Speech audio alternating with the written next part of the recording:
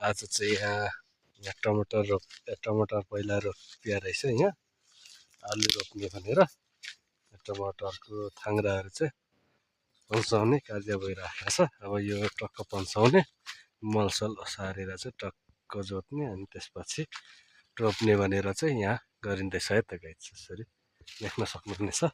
यहाँ चाहिँ एउटा केटाले त्यत्तिकै माथि टमाटर रोपेर थाङ्राहरू यत्तिकै छोडेर रहेछ है त गाइस। यसरी देख्न सक्नुहुनेछ सफा गरिँदैछ। आलु रोप्नेलाई मल असार्ने कार्यक्रम हुँदैछ है त गाइस।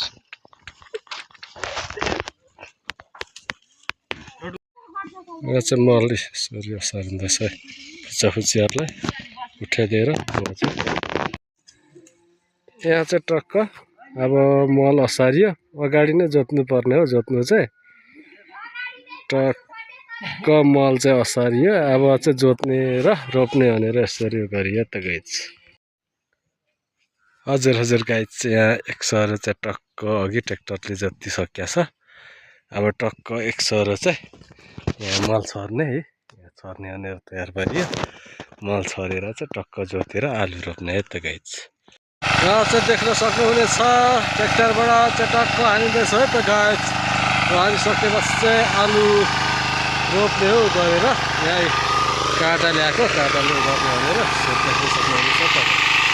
यसरी चाहिँ आलु लगाएर यसरी टक्क यहाँ रोपिँदैछ है।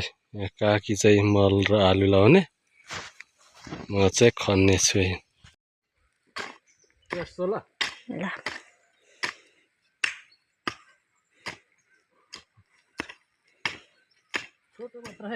आज टक्क यो पनि अहिले स्कुलबाट आएर सघाउँदैछ।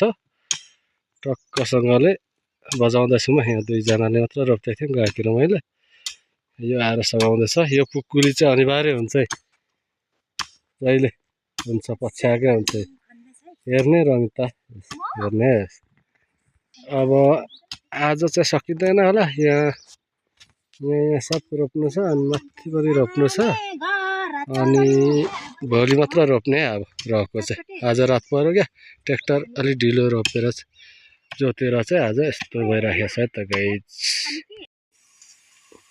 यहाँ चाहिँ देख्न सक्नुहुनेछ टक्क अब आलु रोपेपछि चाहिँ यहाँ खाजा खानुलाई यहाँ टक्क खाजा चाहिँ मैले बनाउँदैछु। यहाँ चाहिँ हाम्रो मलदाईको खाना, यहाँ म खाजा बनाउँदैछु खतरा गरी गाइस।